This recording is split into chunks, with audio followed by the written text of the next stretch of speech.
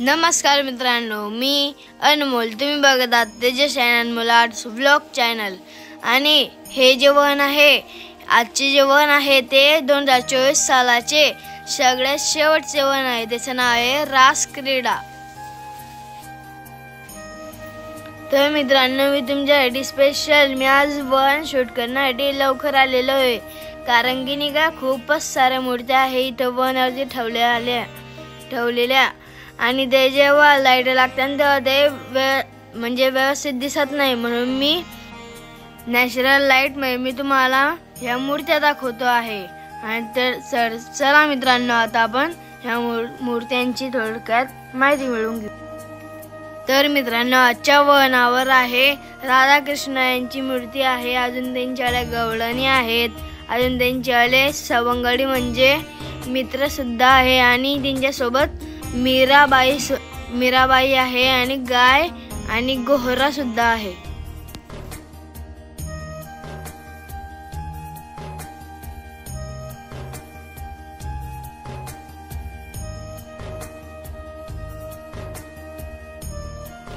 हे बघा मित्रांनो, नॅचरल लाईट वहन खूपच सुंदर दिसतंय.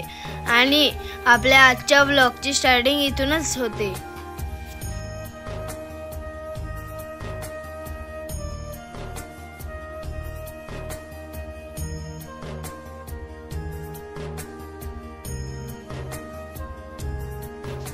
आता बघा, वनाला हार लावत आहे, अजून मूर्त्यांना हार लावत आहे, इत्यादी सजावट करत आहे वनावर. तर मित्रांनो, आता आपण आलो श्रीराम मंदिरामध्ये आणि तिथे श्रीराम लल्ला यांची आरती पण चालू होती.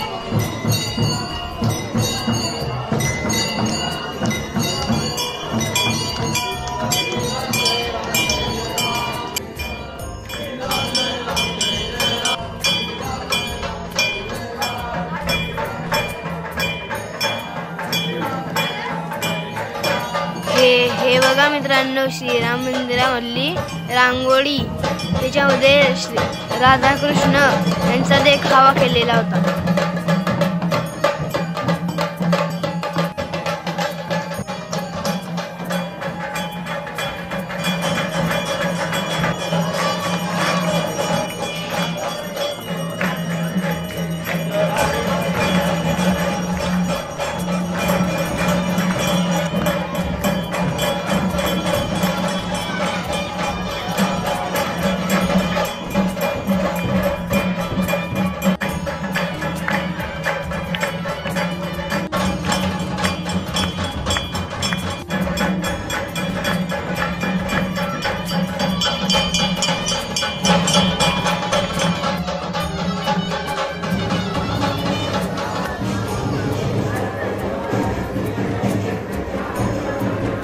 हे बघा मित्रांनो, वहन किती सुंदर प्रकारे सुशोभित केलेला आहे.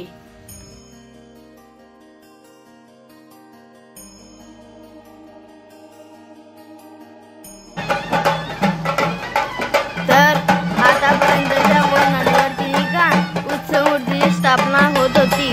आता आज जे वन आहे ना, रासक्रीडा, त्याच्यावरती उत्सव मूर्ती नाही, श्री राधाकृष्ण यांची मूर्ती बसवलेली जाणार आहे.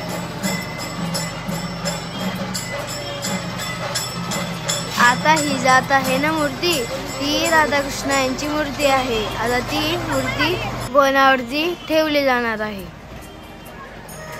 श्रीराम महाराजांनी राधाकृष्ण यांची मूर्ती वनावरती ठेवली.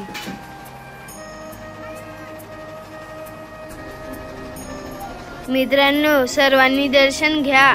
श्री राधाकृष्ण यांची मूर्ती वनावरती विराजमान झालेली आहे. आणि आता लवकरच वहन पानसवारीकडे निघेल.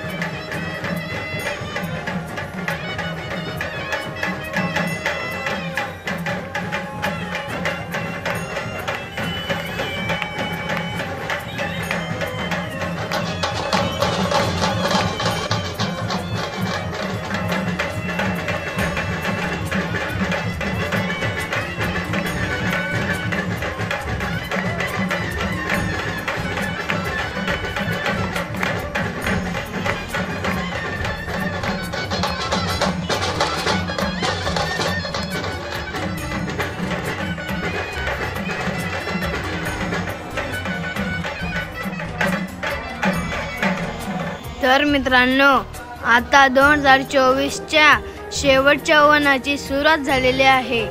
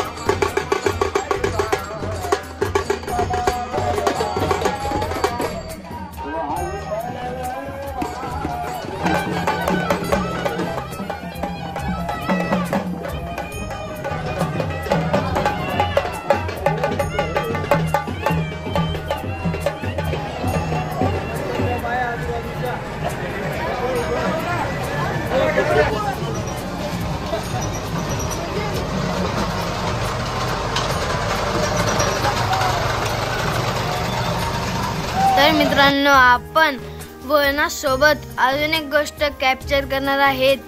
ते आहे म्हणजे त्या साईडला नाही का अशा खूपच सुंदर अशा रांगोळ्या काढलेल्या आहेत आणि ते ठिकाण आहे शनी मंदिराकडे. तर चला आपण जाऊया शनी मंदिरात. तर हे बघा मित्रांनो, रथ फिरून सण म्हणजे मिरवणुकीतून सुरक्षित प्रकारे त्याच्या घरात आलेला आहे, रथ चौकात.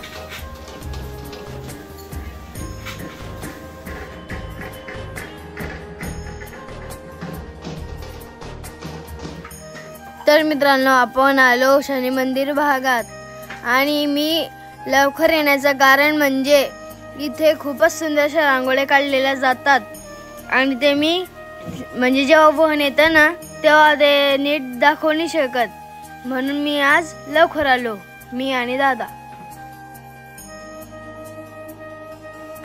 बघा मित्रांनो, ही रांगोळी किती सुंदर आहे आणि त्याच्यामध्ये श्रीकृष्ण यांचा देखावा केलेला आहे.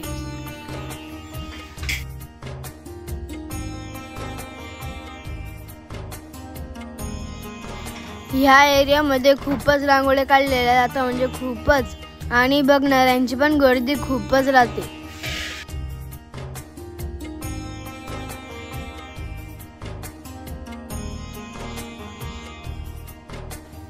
ह्या ठिकाणी वहन येणार आहे म्हणून बघा किती सुंदर अशी त्यांनी तयारी केलेली आहे.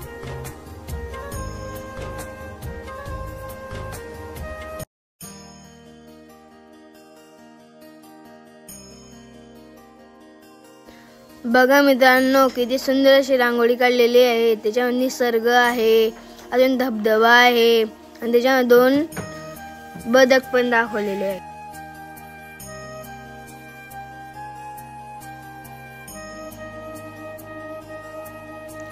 बघा मित्रांनो, किती ह्या रांगोळीमध्ये वेगळेपण आहे आणि त्याच्यामध्ये श्रीराम आणि माता सीता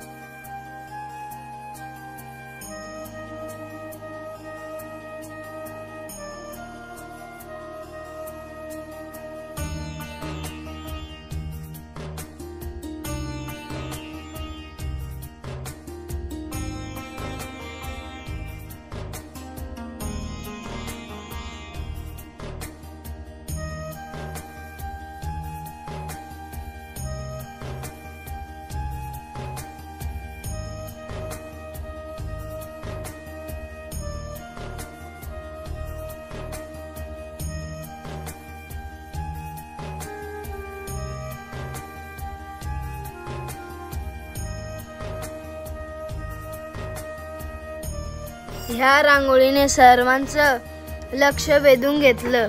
बघा ना किती सुंदर अशी रांगोळी काढलेली आहे। त्याच्यामध्ये श्रीकृष्ण, अजून राधा, मोर, किती सुंदर प्रकारे त्यांनी रांगोळी काढलेली आहे।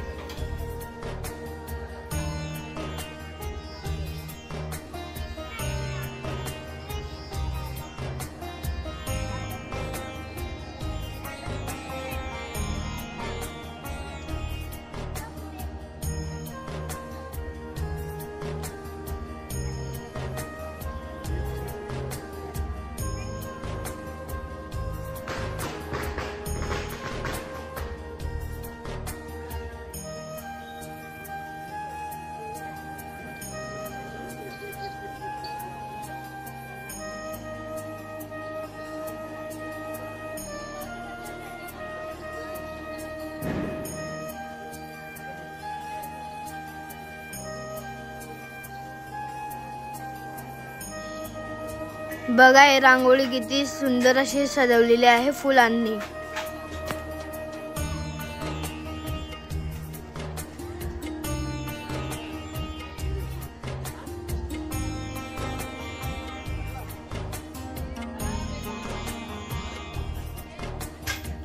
शिवरायांची पण रांगोळी होती तिथे, खूपच सुंदर रांगोळी होती।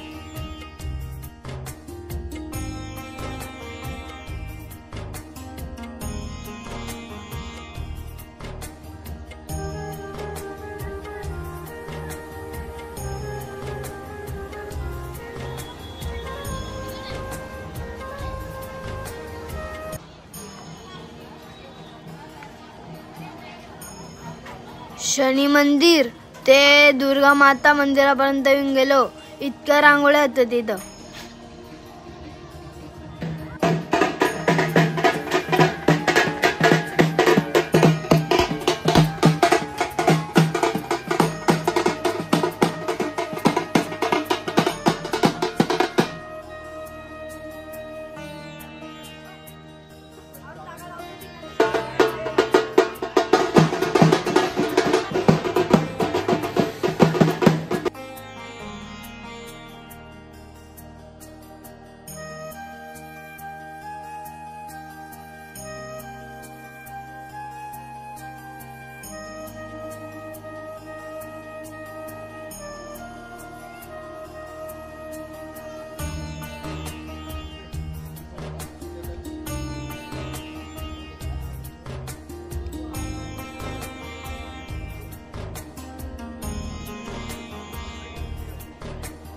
हे बघा मित्रांनो किती सुंदर अशी रांगोळी काढलेली आहे ह्या ताईंनी।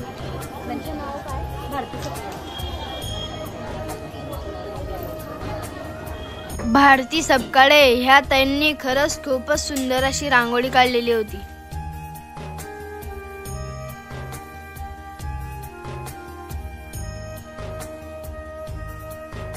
बघितलंय का मित्रांनो रांगोळ्या? इतक्या सुंदर अशा रांगोळ्या होत्या तिथे। मग आता ते वहन आल्यावरती ते दिसलं असतं का छान प्रकारे, म्हणून मी तुमच्यासाठी स्पेशली लवकर आलो आणि म्हणजे व्लॉग शूट केला।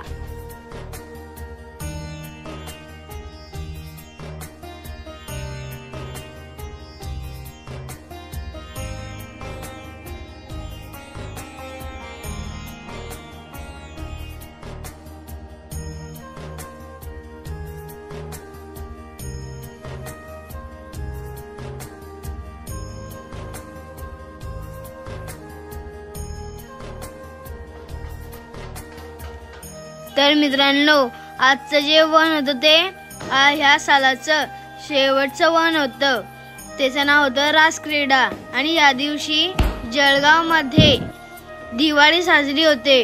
तर म्हणजे ज्या ठिकाणी वहन जातं त्या ठिकाणी दिवाळी साजरी होते।